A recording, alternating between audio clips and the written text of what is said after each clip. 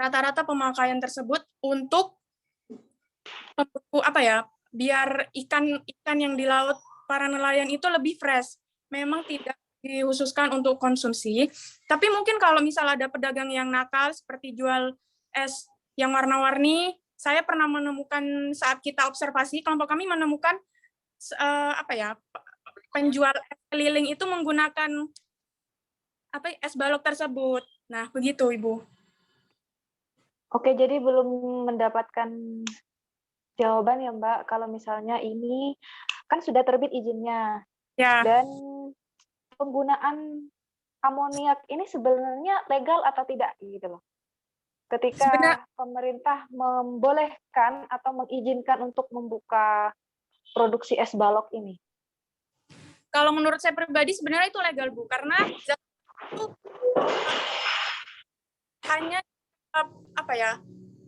ini kan limbahnya itu sebenarnya air saja yang mengalir bekas pembuatan es tersebut. Nah, tetapi zat amoniak itu nggak disaring sama pabrik tersebut, jadi langsung tercampur. Nah, di situ gas yang akan menjadi racun, seperti itu. Oke, berarti saya sudah dapat jawabannya. Berarti ini tidak difilter ya Mbak ya? Ya, filter. Oke. Boleh saya bantu Bu? Permisi Bu. Boleh saya bantu Mas jawab? Alif. Oke, silakan Mas Alif. Nah, yang terjadi di masyarakat adalah boleh eksploitasi asal memakmurkan. Itu saja Bu. Dari pertanyaannya Ibu. Iya, Mas Alif. Jadi gini, saya juga menambahkan Bu.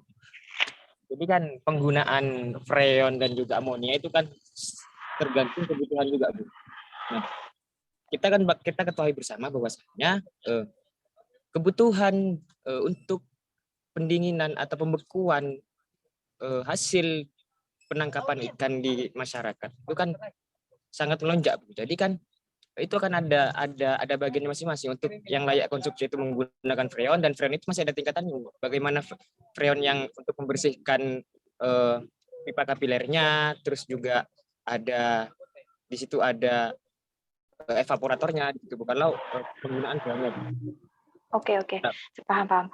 Jadi bagaimana cara kita menggunakan dua senyawa ini, antara freon dan juga amoniak itu ya, bagaimana kita lebih bijak dalam menggunakan dua senyawa ini dalam menggunakan terhadap produksi es batu itu. Oke, saya sudah temukan jawabannya. Untuk selanjutnya Mbak Nurul Istiana, boleh ditutup jika tidak ada pertanyaan lagi. Saya lanjut ke kelompok yang selanjutnya. Ya, baik. Mas Alif mungkin mau bertanya? Kalau diperbolehkan saya mau nanya sih. Oh, monggo Mas Alif. Monggo. Ya.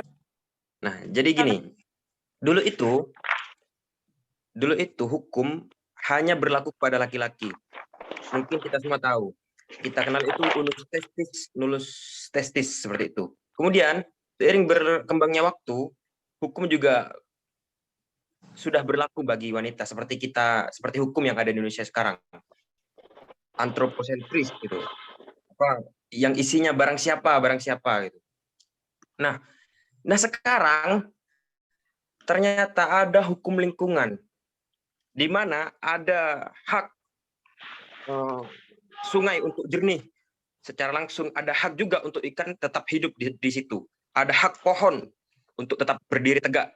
Secara tidak langsung juga ada hak burung untuk tetap membuat sarang di pohon itu. Itu yang kemudian menjadi cikal bakal hukum lingkungan ini, Bu. Nah, pertanyaannya sekarang adalah kita tidak bisa lari dari produk-produk kapital seperti itu, sehingga menyebabkan yang namanya pengerusakan ekologi, pengerusakan ekosistem.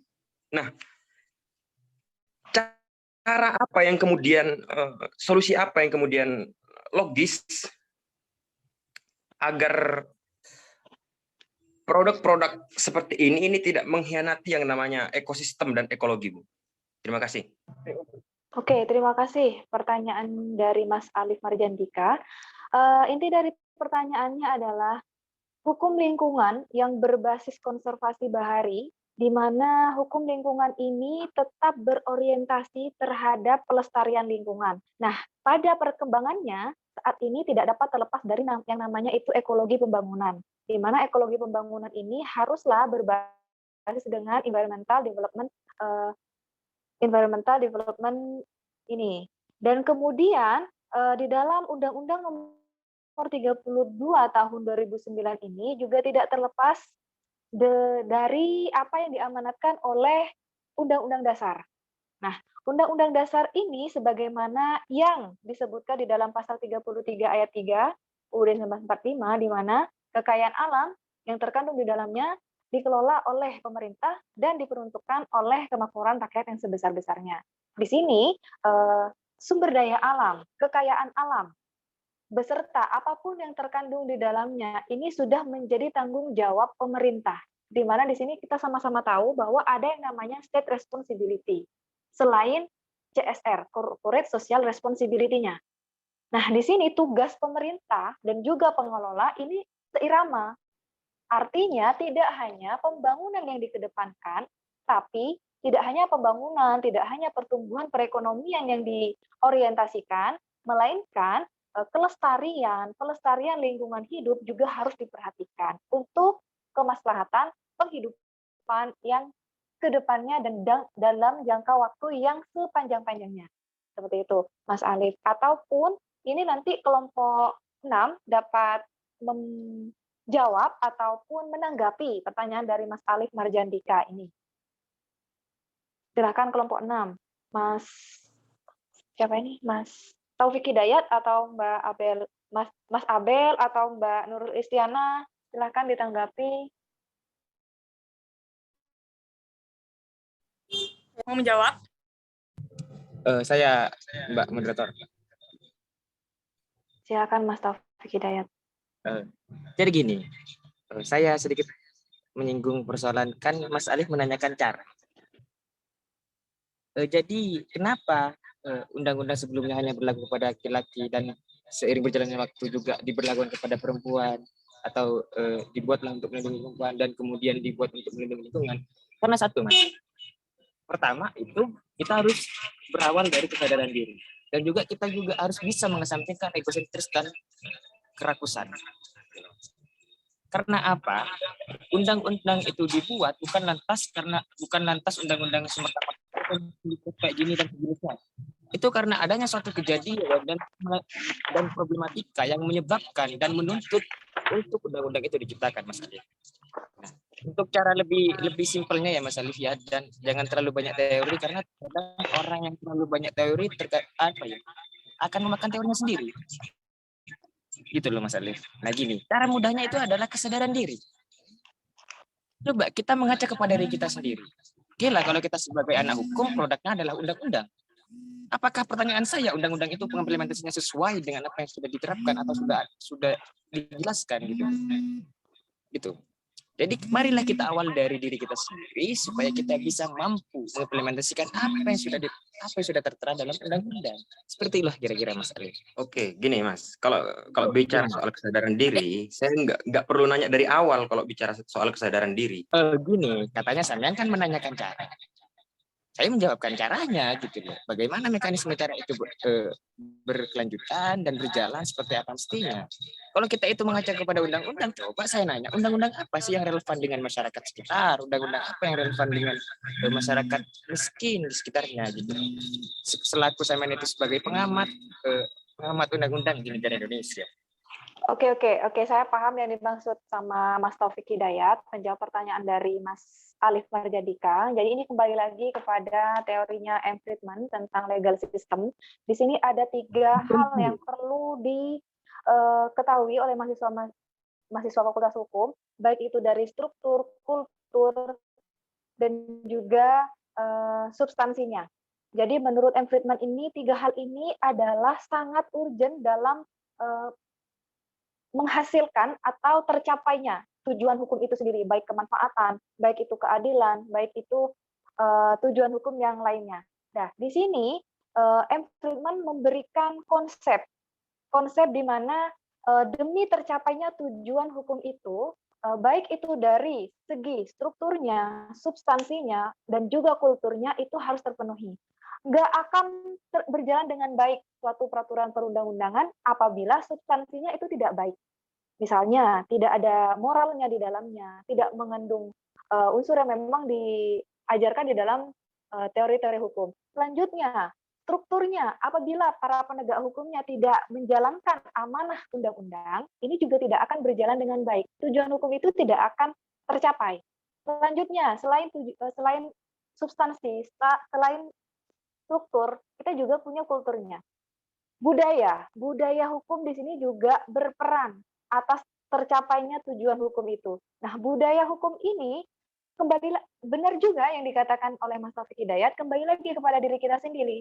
Bagaimana budaya itu membentuk pola pikir manusia agar dia bisa menjalankan atau mengaplikasikan apa yang telah diatur di dalam suatu peraturan perundang-undangan. Ketika kita berada di sebuah lingkungan, misalnya di pondok pesantren, ataupun berada di sebuah lingkungan yang jauh, atau di lingkungan metropolitan lah, ini kan akan sangat berbeda budayanya. Bagaimana kita bisa menjalankan aturan yang memang telah diwajibkan, ataupun aturan yang memang telah diharuskan di dalam suatu peraturan perundang-undangan, ini akan berbeda cara kita mengaplikasikannya. Nah, ketika semua tiga hal ini memang sudah diterapkan dengan baik, besar kemungkinan tujuan hukum ini akan tercapai. Baik itu kemanfaatan, keadilan, dan juga kepastian hukumnya. Seperti itu ya, Mas Alif, saya simpulkan seperti itu. Baik, Mbak Nurul Istiana, kalau misalnya tidak ada yang ingin ditanyakan lagi dari kelompok lain, boleh ditutup, Mbak. Baik, terima kasih untuk rekan-rekan yang sudah berpartisipasi dalam presentasi kelompok kami. Mohon maaf apabila ada kesalahan kata atau perilaku. Terima kasih. Wassalamualaikum warahmatullahi wabarakatuh. Waalaikumsalam warahmatullahi wabarakatuh. Terima kasih atas presentasinya dan keseruan dari kelompok berapa ini? Kelompok 6. Nah, untuk selanjutnya saya persilahkan kelompok 7 untuk presentasi hasil makalahnya. Dipersilahkan, kalau misalnya tidak ada PPT-nya, tidak apa-apa, tidak menggunakan PPT, langsung saja dipresentasikan makalahnya. Kelompok 7, silakan. Baik, Assalamualaikum warahmatullahi wabarakatuh. Maaf, Waalaikumsalam warahmatullahi wabarakatuh. Kelompok kami meminta bantuan kepada Adam untuk nge-sharing PPT, soalnya di laptop saya nggak ada, Bu. Oke. Sembari menunggu Mas Adam, boleh dimulai, Mbak. Kami dari kelompok 7 akan mempresentasikan makalah kami dengan judul dampak pencemaran lingkungan dari limbah pabrik terasi di Desa Ampunten. Baik, sebelum kita mulai diskusi ini, izinkan saya memperkenalkan diri saya dan teman-teman. Nama saya Diana Vitasari, di sini saya sebagai moderator. Kemudian, bab pertama akan dibacakan oleh Solihin dan Syafaul Alfin Adam. Bab kedua akan dibacakan oleh Faridatul Hasanah dan Ulfatul Khairiyah. Dan bab ketiga akan dibacakan oleh Fendi Herianto. Untuk tidak memperlambat waktu, saya mulai presentasi hari ini dari kelompok 7. Baik, untuk bab pertama akan disampaikan oleh Solihin dan Syafaul Alfin Adam. Dipersilahkan. Baik, Assalamualaikum warahmatullahi wabarakatuh. Saya akan membacakan bab pertama, itu pendahuluan. Latar belakang sektor pertanian merupakan sektor yang sangat penting dalam pembangunan nasional. Salah satu subsektor yang mempunyai peranan penting dalam pembangunan pertanian adalah di bidang perikanan. Berbicara soal perikanan tentunya tidak lepas dari hasil laut. Berbagai macam hasil laut dapat dimanfaatkan secara langsung atau dapat digunakan sebagai bahan pembuatan terasi. Usaha pembuatan terasi banyak diproduksi oleh industri besar seperti pabrik, namun seiring berjalannya industri tersebut, selain memberikan dampak yang positif tanpa disadari mereka, juga memberikan dampak yang negatif terhadap lingkungan sekitar. Dampak negatif tersebut merupakan masalah yang mengakibatkan pencemaran terhadap lingkungan. Rumusan masalah 1, bagaimana dampak limbah pabrik terasi yang menyebabkan pencemaran lingkungan. 2, bagaimana kebijakan sanksi tentang pabrik terasi terhadap pencemaran lingkungan. 3. Bagaimana cara mengatasi dampak limbah pabrik terasi agar tidak mencemari lingkungan? Dan tujuan bisa disampaikan oleh Mas Adam. Baik, saya akan melanjutkan dari rekan saya, Solihen. Di sini saya akan meneruskan yaitu tujuan. 1. Untuk mengetahui dampak limbah pabrik terasi yang menyebabkan pencemaran lingkungan. 2. Untuk mengetahui kebijakan sanksi tentang pabrik terasi terhadap pencemaran lingkungan. 3. Untuk mengetahui cara mengatasi dampak limbah pabrik terasi agar tidak mencemari lingkungan. Manfaat.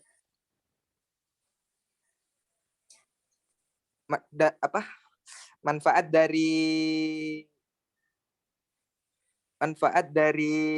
limbah ini yaitu untuk memberi informasi dampak limbah pabrik terasi yang menyebabkan pencemaran lingkungan. 2. Memberi informasi kebijakan sanksi tentang pabrik terasi terhadap pencemaran lingkungan. Dan memberi informasi cara mengatasi dampak limbah pabrik terasi agar tidak mencemari lingkungan. Objek penelitian dilakukan di pabrik terasi Hanas milik Bapak Suud di Desa Ampunten dan di sekitar. Metode penelitian yang dilakukan adalah metode penelitian kualitatif dengan tipe penelitian deskriptif kualitatif. Pembahasan. Dampak limbah pabrik terasi yang menyebabkan pencemaran. Sebelumnya bisa diganti ke lain. Kemudian untuk bab kedua akan disampaikan oleh Faridatul Hasanah dan juga Ulfatul Hoiriyah. Untuk mereka dipersilahkan.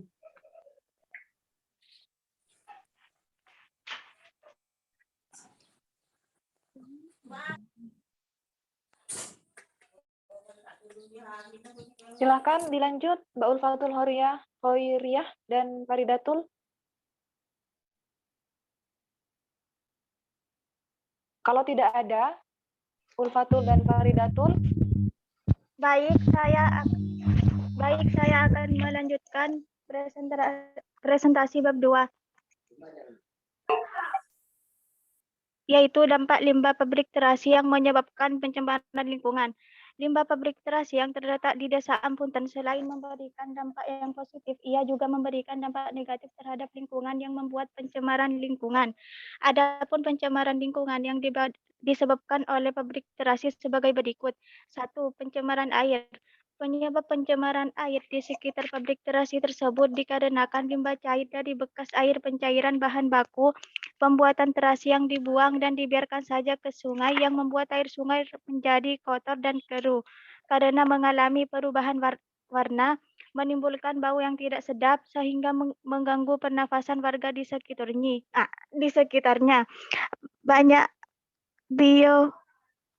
Banyak biota sungai yang mati, banyak genangan limbah sehingga merusak pemandangan, keindahan, dan jika air tersebut tetap digunakan maka akan mengakibatkan gatal, diare, dan penyakit lainnya.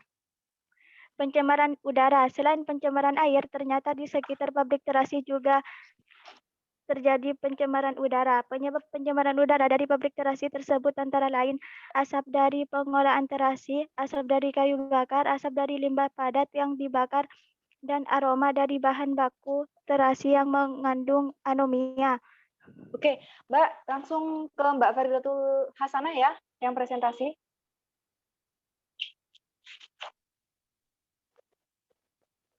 Ini Pendi Herianto ada atau tidak? Pendi Herianto ada atau tidak, Mbak? Katanya tadi nggak ada, Bu. Oke. Ya. Langsung ke Faridatul Hasanah.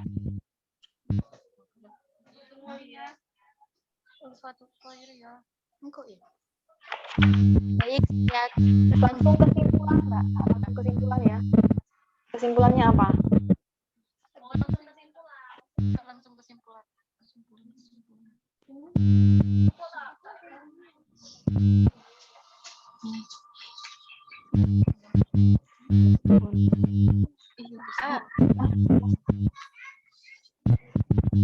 kehidupan. 1. Pencemaran lingkungan yang disebabkan oleh limbah pabrik terasi membuat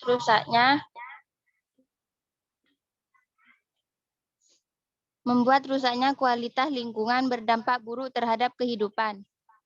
2. Untuk menanggulangi pencemaran diperlukan kebijakan-kebijakan tentang perlindungan dan pengelolaan lingkungan hidup. B. Saran. 1. Pembangunan instalasi pengelolaan air limbah sudah mutlak dan harus dimiliki oleh setiap industri atau badan pengelolaan yang ditunjuk agar setiap air limbah yang dibuang sembarangan sudah masuk dalam baku mutu yang telah ditetapkan oleh pemerintah. 2. Pengalaman-pengalaman negara maju dalam mengelola limbah dapat dijadikan contoh untuk diterapkan pada negara kita.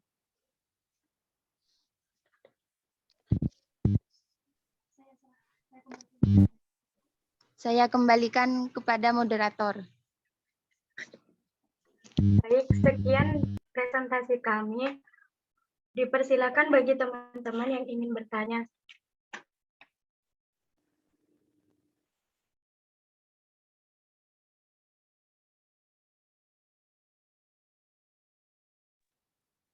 Silakan Mbak moderator untuk dibuka sesi tanya jawab, Mbak Dia.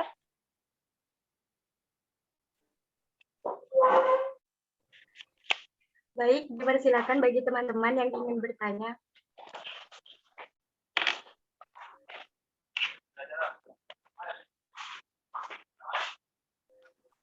Untuk teman-teman yang lain yang ingin bertanya kepada kelompok 7, dipersilahkan terkait limbah pabrik terasi.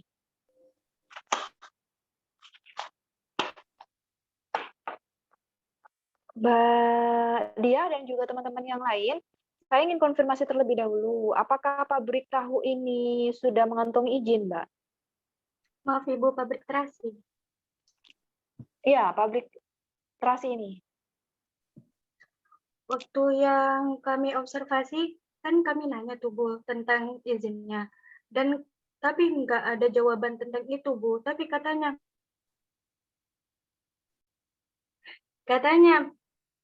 ada pengecekan Bu tiap bulan kayaknya. Enggak, yang pasti Tapi bagaimana, Mbak?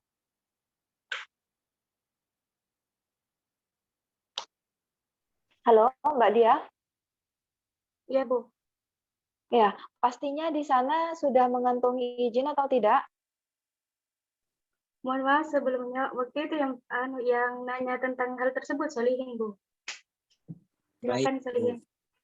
Kalau saya yang tanya ke Bapak Suud itu yang pendiri pabrik itu katanya tidak ada, Bu.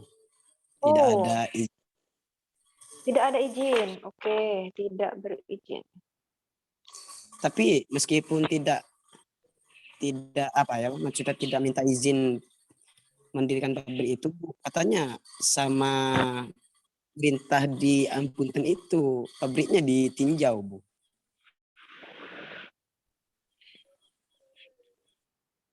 Oke, tapi begini Mas, kalau misalnya dia tidak mengantongi izin, ada beberapa hal, misalnya contohnya terkait pertanggungjawaban, misalnya nanti ini limbah terasi ini dapat menyebabkan gangguan terhadap kesehatan di situ, ini juga akan bermasalah terhadap pertanggungjawaban secara hukumnya.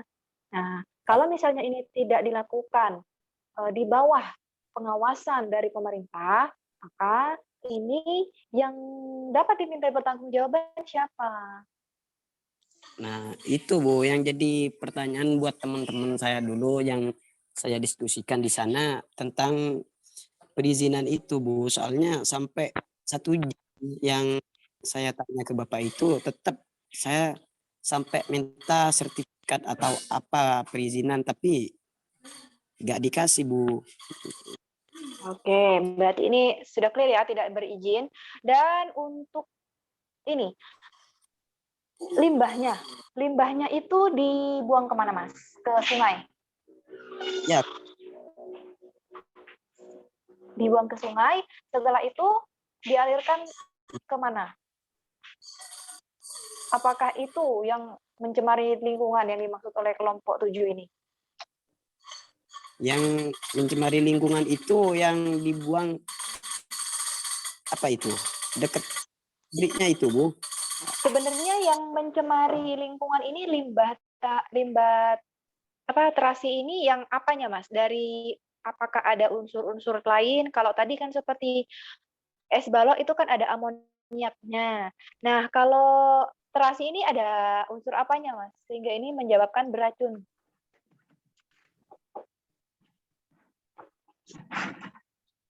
Sebenarnya yang untuk yang pencemaran air itu, Bu, itu kan dari limbah cair.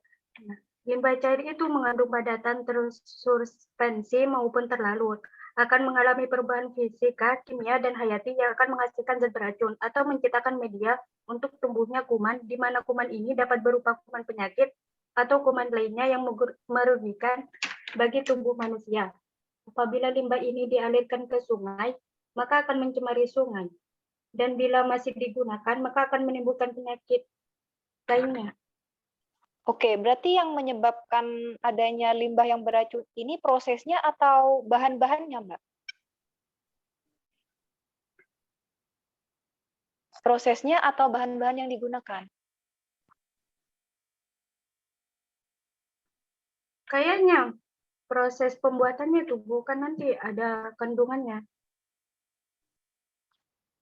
Proses pembuatannya itu terdiri dari apa saja tahapannya, Mbak? Misalnya dari proses mungkin penyulingan ataupun proses apa namanya itu yang diubah bentuknya menjadi dari udang itu kan terasi udang ya. Terasi udang itu misalnya dicampur dengan apa bagaimana kan itu, Mbak? Sehingga hal ini mungkin kalau misalnya ini prosesnya yang menyebabkan limbah tersebut, bukan bahan-bahan yang digunakan, berarti hasilnya itu tidak membahayakan, tapi yang berbahaya itu adalah limbahnya misalnya. Nah, kalau yang tadi, yang yang kelompok 6 itu terkait es balok, itu kan esnya pun kalau dikonsumsi beracun, tetap berbahaya gitu ya. Prosesnya juga berbahaya. Ini sama-sama berbahaya. Tapi kalau misalnya terasi ini kan prosesnya kan yang berbahaya, bukan bahan-bahannya kan seperti itu, Mbak. Bahan-bahannya Bahannya juga berbahaya. Apa saja, Mas? Kira-kira ada bahan atau senyawa apa kira-kira yang digunakan dan itu menimbulkan zat beracun sehingga menjadi zat beracun dan tidak layak untuk dikonsumsi. Berarti kan kalau yang namanya terasi itu kan nantinya akan dikonsumsi, Mas. Kalau bahan-bahannya yang berbahaya, maka itu juga berbahaya kalau dikonsumsi, kan seperti itu, Mas.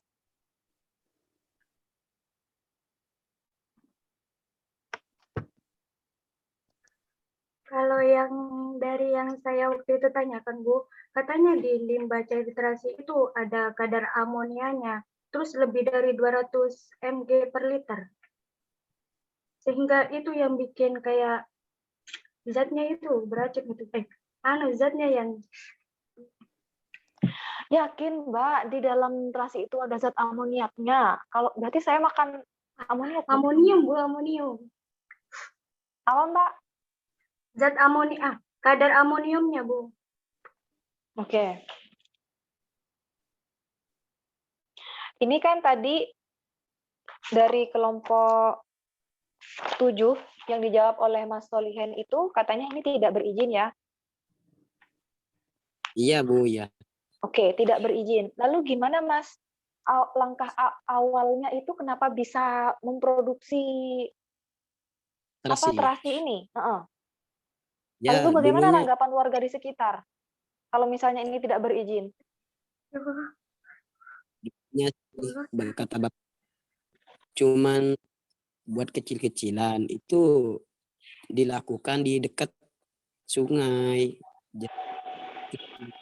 Lama-lama menjadi membesar gitu. Pabriknya semakin Besar berkembang begitu. Terus menurut warga sekitar itu, Bu, ada yang karena punya nggak enak gitu. Lalu yang dilakukan oleh warga? Ya, yang dilakukan oleh warga itu cuman tes ke Apakah Bapak Suud membuat itu. laporan? Apakah membuat laporan atau hanya berbicara di belakang saja? Tidak ada tindakan lain, Bu, cuman menegur. Ya. Tapi Oh, setelah berarti tidak ada tindakan secara administratif atau hukum ya? ya, Bu, tapi kalau sekarang itu yang di pabrik juga terasi. Gimana Mas, lihat? Iya, maksudnya sekarang itu di sekitar pabriknya Bapak Suud itu sekarang banyak yang membuat terasi yang untuk dijual juga gitu. Dulunya kan nggak Ada. suka, kalau sekarang buat juga gitu. Oh, berarti ada pabrik terasi lain ya Mas di daerah itu? Itu banyak selain di Bapak Suud, itu banyak di sekitar yang Bapak Suud. Oke, berarti ini usaha rumahan ya Mas? Bukan usaha yang termasuk besar begitu? Ya, kalau di samping pabriknya Bapak Suud itu usaha rumahan, Bu. Home industri, Bu. Oh, oke. Home industry. Nah, ini izin berusahanya juga perlu dilakukan ya Mas. Ini juga saran buat kelompok 7. Kalau ini mau dikembangkan, boleh. Dan ini menjadi saran bahwa untuk membuka suatu lapangan usaha, ini harus mendapatkan izin terlebih dahulu. Nah, selain itu, karena ini menghasilkan limbah, otomatis ini ada kaitannya juga dengan masalah lingkungan. Jadi harus dibuatkan dulu RPPLH-nya, rencana pengembangan pengelolaan lingkungan hidupnya. Seperti itu. Nah, karena ini sudah terlanjur berdiri terlebih dahulu, maka ini segera dilakukan konsultasi ataupun segera diurus izin-izinnya, karena ini juga akan berdampak terhadap terhadap kelestarian lingkungan di daerah itu. Apalagi ini kan daerah pemukiman ya Mas, daerah padat pemukiman kan.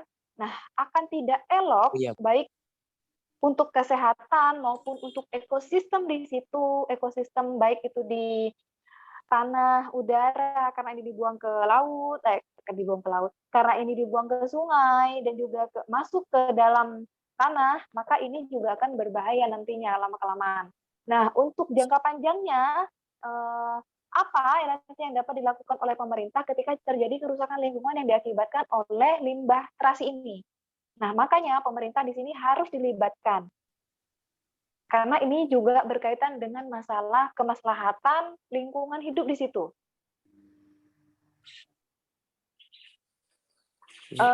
Bagaimana Mas Sulihan?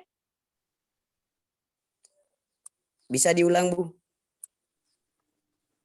Ya, ini bisa dijadikan saran untuk kelompok 7 untuk memberikan masukan kepada para pengusaha terasi itu.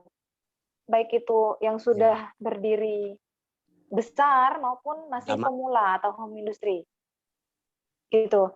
Jadi untuk memberikan edukasi seperti ini memang diperlukan mahasiswa Fakultas Hukum agar menjadi partner atau rekan dalam mengawal pemberdayaan masyarakat usaha menengah kecil ke bawah ini agar lebih produktif di bidangnya, tapi tetap berdasarkan ataupun yang berbasis kearifan lokal, berbasis lingkungan hidup yang konservatif dan lain sebagainya itu. Nah, di sini karena ini mata kuliah hukum lingkungan, karena ini juga menghasilkan limbah, yang mana limbah tersebut kita ketahui bahwa yang dikatakan sebagai limbah adalah sifatnya beracun dan berbahaya. Nah, seperti itu ya, Mas Solihen dan kelompok 7. Silahkan dibuka pertanyaan bagi anggota dari kelompok yang lain. Dipersilahkan. Baik, Bu. Untuk kelompok lain, kalau ingin bertanya, dipersilahkan.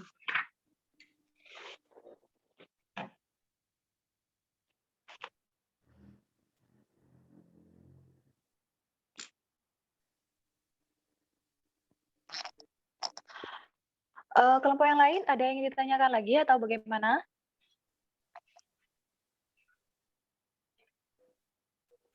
Tidak ada, Bu. Tapi ada poin yang saya tangkap, Bu, dari hasil observasi teman-teman ini, Bu. Mas Alif ya? Ya, jadi memang setelah pernyataan Mas Solihin tadi itu, bahwa awalnya kan hanya satu orang yang memiliki usaha rumahan itu.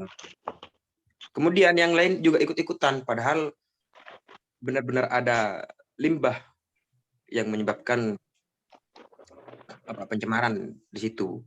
Ya. Artinya memang eksploitasi boleh asal memakmurkan ekonomi, seperti itu. Itu yang terjadi. Tapi eksploitasi yang bagaimana dulu, Mas?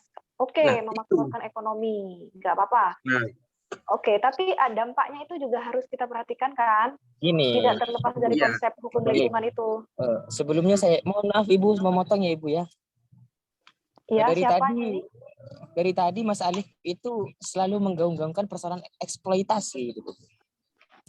Iya, karena Mas kan Taufik yang Hidayat, memang yang Ibu. terjadi di pabrik itu memang pencemaran. Gini Mas Alif, sebelum sampean itu memaparkan eksploitasi untuk memakmurkan masyarakat, eksploitasi seperti apa yang ada di sudut pandang sampean itu gitu.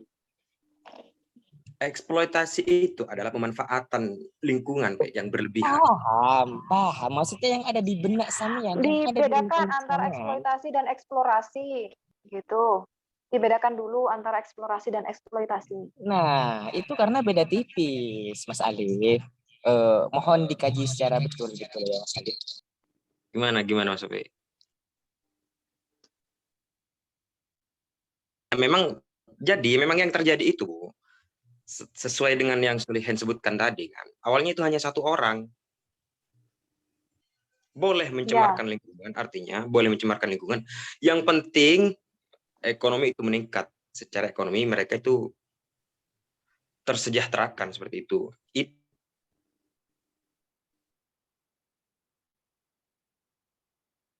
Oke, kesimpulannya Mas Alif?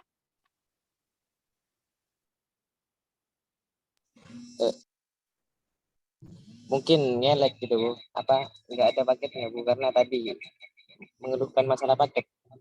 Oke.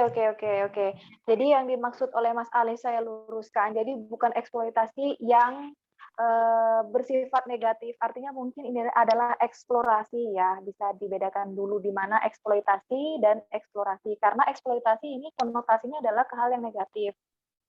Kalau eksplorasi ini kita harus berwawasan atau berwawasan yang kearifan, ya harus lebih arif dalam menggunakan atau memanfaatkan suatu sumber daya alam itu. Beda halnya dengan eksploitasi.